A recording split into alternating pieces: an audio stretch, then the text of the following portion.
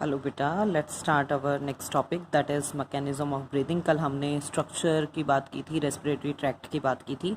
तो mechanism of breathing में आपके पास दो प्रोसेस हो जाएंगी, इनहेलेशन, इनहेल करना, अंदर लेना एयर को, और जो कार्बन डाइऑक्साइड वाली कार्बन डाइऑक्साइड है उसको एक्सहेल करना, बॉडी से बाहर निकालना, एग्जिट, एक्सहेल, इनसाइड लेना।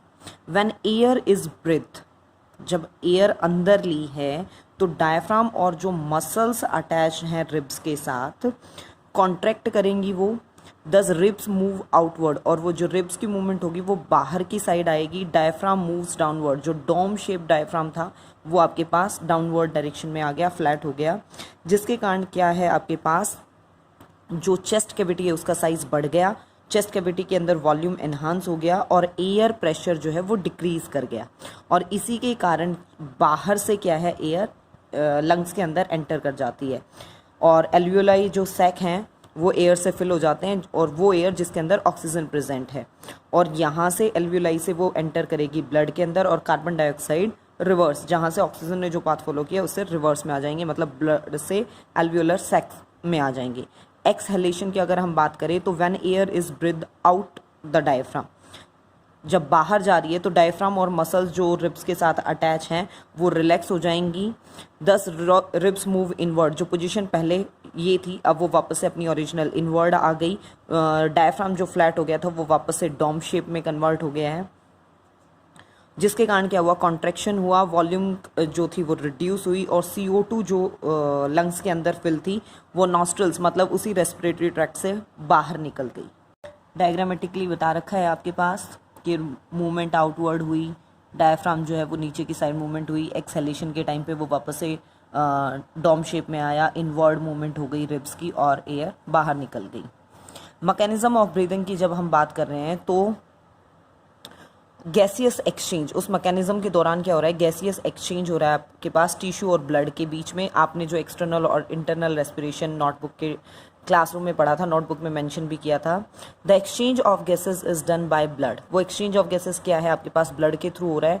अगर हम उसमें ट्रांसपोर्टेशन ऑफ ऑक्सीजन की बात करें तो oxygen that diffuses into the blood, जो ब्लड के अंदर ऑक्सीजन गई है लंग से वो कहाँ तक जाएगी, वेरियस बॉडी टिश्यूज तक जाएगी, और उसके लिए आपके पास ये फॉर्म्स रिस्पॉन्सिबल। देखिए 97% ऑक्सीजन का ट्रांसपोर्ट होता है बेटा हीमोग्लोबिन के साथ जब वो बाउंड करता है, हीमोग्लोबिन जो आरबीसी में प्रेजेंट है, और क्या बना देगा जब हीमोग्लोबिन ऑक्सीजन के साथ बाउंड करता है तो it forms the oxy haemoglobin. Haemoglobin when reacts with the oxygen it forms the lungs में टिश्यू में HbO2 ऑक्सी हीमोग्लोबिन। जो रिमेनिंग 3% है वो डिजोल्व इनटू वाटर और ऑफ प्लाज्मा, मतलब जो प्लाज्मा पार्ट है ब्लड के अंदर उसके में जो वाटर कंटेंट है उसमें डिजोल्व फॉर्म में है। मतलब मेन अगर आपसे कोई पूछे the main form in which the oxygen transportation occur that is oxy haemoglobin. Normal person जो है आपके पास 15 ग्राम ऑफ हीमोग्लोबिन पर 100 ml ऑफ ब्लड, लेकिन ये वेरी करता रहता है। diffuses were to move oxygen in our body it would take 3 years for a molecule of oxygen get our toes from our lungs। मतलब सिर्फ हम डिफ्यूज़न की फिजिकल प्रोसेस पे डिपेंड करें तो लगभग बहुत ज़्यादा टाइम लग जाएगा टोस तक ही, लंग से टोस तक ही पहुंचने में। अगर हम बात करें फिर ट्रांसपोर्टेशन ऑफ कार्बन डाइऑक्साइड की तो वो भी हीमोग्लोबिन के साथ बाउंड करके जाता है। When a respiring tissue releases carbon dioxide, it is first diffused, वो सबसे पहले प्लाज्मा के साथ मिक्स होगा। From here वो कहाँ जाएगा, प्लाज्मा से, ब्लड के प्लाज्मा से रेड ब्लड सेल के पास। 70% कार्बन डाइऑक्साइड जो है टिश्यू से लंग्स में इन the form of bicarbonate ions की फॉर्म में वो dissolve in the blood plasma, मतलब बाइकार्बोनेट आयन की फॉर्म में मूव करती है। ये देखिए CO2 जब वाटर के साथ मिक्स हुआ ये बनाता है कार्बोनिक एसिड H2CO3, और यही H2CO3 फिर आपके पास ब्रेक करेगा हाइड्रोजन आयन और बाइकार्बोनेट आयन H पॉजिटिव और HCO3 नेगेटिव बनाते हैं। 70% जो है आपका वो बाइकार्बोनेट की फॉर्म में कार्बन डाइऑक्साइड मूव करता है। 23% आपका मूव करेगा in the form of carbaminohaemoglobin, मतलब कार्बन डाइऑक्साइड हीमोग्लोबिन के साथ बाउंड कर गया, ठीक है। देन देखिए आप अपना और जो रिमेनिंग बच गया आपके पास वही डिजोल्व फॉर्म प्लाज्मा की फॉर्म में मूव करेगा। सेलुलर रेस्पिरेशन की जब हम बात करें तो सेल के अंदर जब ऑक्सीजन पहुंच गई, ठीक है, द बायोलॉजिकल ऑक्सीडेशन, सेल के अंदर जब आपके पास ऑक्सीजन पहुंच गई तो वहाँ पे जो सबस्ट्रेट प्रेजेंट था, मतलब जिसको तोड़ के एनर्जी जनरेट हो रही है, फॉर एग्जांपल जैसे नॉर्मली सबसे कॉमन ग्लूकोज कंसीडर किया जाता है, हमने ग्लूकोज ले लिया, ऑक्सीजन की प्रेजेंस में वो कार्बन डाइऑक्साइड, वाटर और एटीपी में ब्रेक कर गया। जैसे ये एक ग्लूकोज के मॉलिक्यूल से कितनी एटीपी जनरेट हो रही है, यहाँ 38 भी आ सकता है और 36 भी आ सकता है, डिपेंड्स ऑन द पाथ, वो जो अभी नेक्स्ट टॉपिक में हम पढ़ेंगे। कॉमनली आप 38 कंसीडर कर लीजिए। The oxidation of glucose is a multi step, मतलब ये जो ग्लूकोज का ऑक्सीजन की प्रेजेंस में ब्रेक डाउन हुआ, ये मल्टी स्टेप प्रोसेस है जिसमें बहुत सारे केमिकल रिएक्शंस के स्टेप इन्वॉल्व होते हैं और हर एक स्टेप पे आपको पर्टिकुलर एंजाइम की ज़रूरत पड़ती है, और जो एनर्जी रिलीज हो रही है इस ऑक्सीडेशन ऑफ ग्लूकोज के टाइम पे उसे एटीपी के फॉर्म में स्टोर किया जाता है। और water being an important part of the body is retained, water present है ही। CO2 बीइंग टॉक्सिक, यहाँ पे जो वाटर बना है वो इम्पॉर्टेंट पार्ट है बॉडी का, तो वो रिटेन रह जाता है। CO2 ज़्यादा अमाउंट में इकट्ठी हो गई तो वो हार्मफुल इफेक्ट दे सकती है, इसलिए उसे बॉडी से बाहर निकाल दिया जाता है।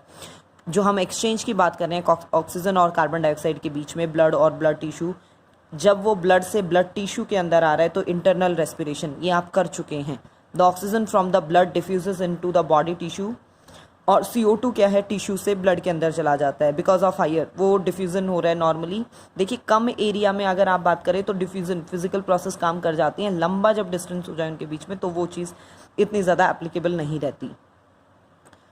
Oxidation of food taking place, वो इन एक सेल के अंदर हो रहा है as the process cellular level, so it is called, cell के अंदर ये प्रोसेस हो रही है तो उसे सेलुलर रेस्पिरेशन कहा गया है।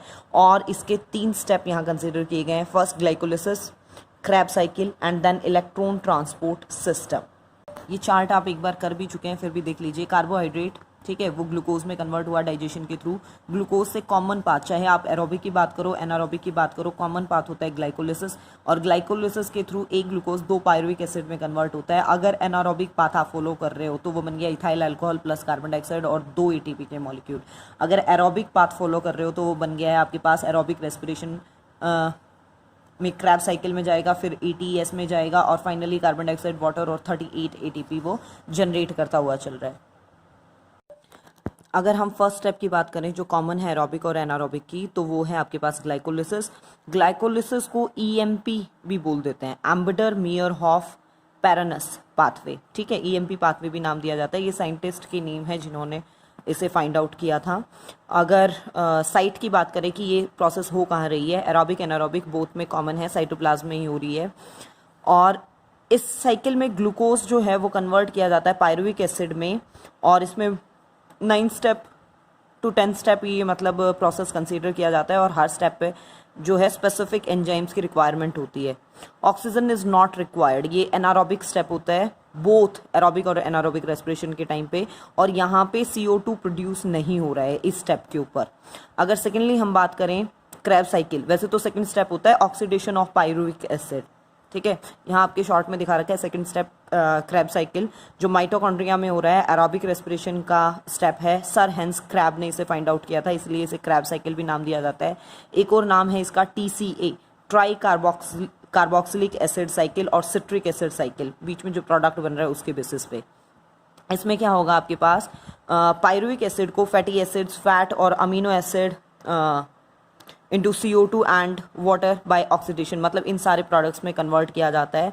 और ये कॉमन पाथवे है फॉर द ऑक्सीडेशन ऑफ, चाहे आप कार्बोहाइड्रेट की बात कर लो, फैट की बात कर लो या प्रोटीन की बात कर लो, ये स्टेप, और सबसे ज़्यादा ATP इसी स्टेप के ऊपर जनरेट किए जाते हैं। इलेक्ट्रॉन ट्रांसपोर्ट सिस्टम की अगर हम बात करें तो hydrogen atom produce during oxidation of various intermediate during Krebs cycle. यहाँ पे जितने भी आपके पास हाइड्रोजन एटम जनरेट हुए हैं इस क्रैब साइकिल के टाइम पे, उन्हें सबसे पहले क्या है, प्रोटॉन और इलेक्ट्रॉन में तोड़ा जाता है, और these photons and electrons after passing through a series of, और उन्हें बहुत सारे coenzyme A B C Q, बहुत सारे कोएंजाइम की सीरीज में से पास किया जाता है, एंड साइटोक्रोम उसमें इन्वॉल्व होते हैं, combine with oxygen to form water molecule. और फाइनल स्टेप पे वो इलेक्ट्रॉन जो है आपके पास ऑक्सीजन के साथ बाउंड करके, हाइड्रोजन और ऑक्सीजन बाउंड करके वाटर मॉलिक्यूल बनाते हैं, क्योंकि वो हार्मफुल नहीं है बॉडी के लिए, ठीक है। और इन स्टेप में आपके पास क्या है, ATP जनरेट किए जाते हैं। This is the mechanism you can consider for the respiration in human.